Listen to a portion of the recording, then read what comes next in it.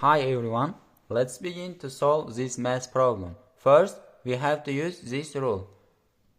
A square minus B square, we can write this A minus B brackets multiplied A plus B brackets. And according to this rule, we can write this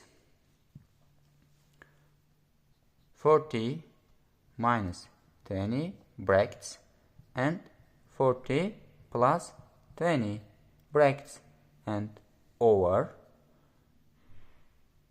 5 multiplied by 5. And here 40 minus 20 equals 20 and 40 plus 20 equals 60, and here 5 multiplied by 5, and we can write this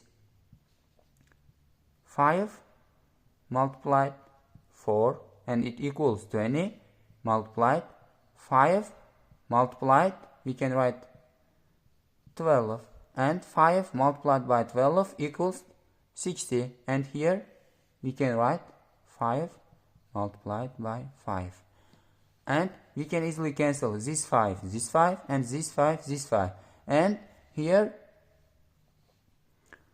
4 multiplied by 12, it equals 48, and our final and correct answer 48.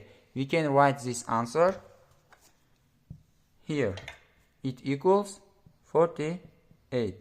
This is our correct and final answer. Thank you.